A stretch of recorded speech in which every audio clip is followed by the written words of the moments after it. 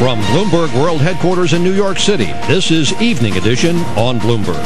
Our next guest says, not a better time to invest than now. Drew Kanaly, chairman of Kanaly Trust Company, standing by live for us in Houston. Drew, we've had these conversations on camera and off camera, and the eco data right now, housing notwithstanding, it seems very strong to most people, and the housing part of it, you and I were discussing before as well, you think that there really has been exaggerated. Talk to me about that. Well, it's just not that big a portion of the economy. I mean, if it's a $14 trillion economy, housing's maybe $1 billion, $1.7 billion. It's just not a big enough component to bring the whole house, as it were, down.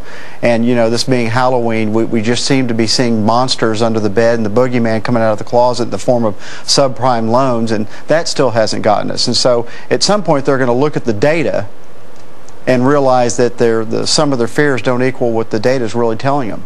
And the other thing that you point out, as I take a look through some of the research here, is that the lenders are not powerless. They can reset or not reset loans at their own discretion in many cases. Yeah, there's still something out there called forbearance, where the lenders don't have to reset. These loans don't have to go up to the highest rate possible. And with the Fed cutting rates today, the window they have to operate in to reset these loans is far more favorable than it was. But Mike, we still have to go back to what got us here in the first place. We built too many houses. It's an inventory problem. That inventory needs to get repriced. It needs to be cleared out. And then once you know what those houses are worth, then you know what the underlying collateral is, and then the bid returns to the subprime loan packages. All right. In the meantime, you're still very much into the whole global theme that we've discussed in the past, right? Right. I mean, what's pulling this wagon is this emerging markets, China, India, Russia, whichever one you want to identify. They're the marginal user of all the commodities. That's what's driving the price of oil. That's what's driving our exports. And all of those themes are still in place, and we should still be investing in those sectors.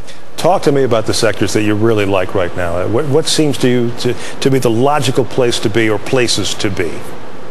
Well, here domestically, anything industrial related, energy or technology, all those are benefiting from the weaker dollar expressed in exports. And by the way, in that GDP number, the consumer was still very strong and they were out spending. So there's reason for optimism all over the front. We just keep focusing on one sector, and that's not the one that's going to affect us. We were also talking before we came on the air about the oil prices right now, where they are. You know, another record set today as well. The consumer seems to be digesting that and moving along pretty well. So what do you make of, ultimately, does it, people saying it's only inevitable we're going to hit 100. Does the economy have a tipping point in terms of those oil prices, Drew? Not so long as productivity moves ahead. Remember, we've gone from roughly $30 a barrel back in 2003 up to 70-something last year, and then on up to perhaps 100 this year. So if from 30 to 70 didn't get us, then from 70 to 100 isn't going to be the big number either. It's still a question of people believing that productivity can fill that space and avoid inflation. All right, in this environment, Drew, what about asset allocation, bonds versus stocks? What do you think is the wise place, the wise proportion to have right now?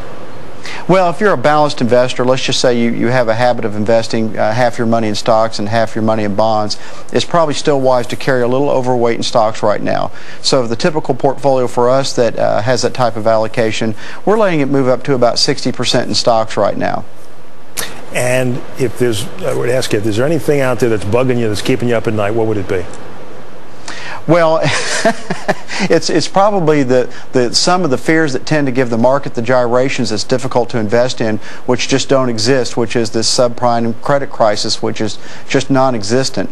And so that keeps me up at night. The only other thing that we're looking at is some of the valuations. Let's just take China, for example. It's starting to get on the high end. If you look at the Shanghai index, it's about 67 times earnings. Gotcha. So, you need to be careful. Okay. Well, with that in mind, we'll leave it there for now. Always a pleasure, Drew. Thanks very much.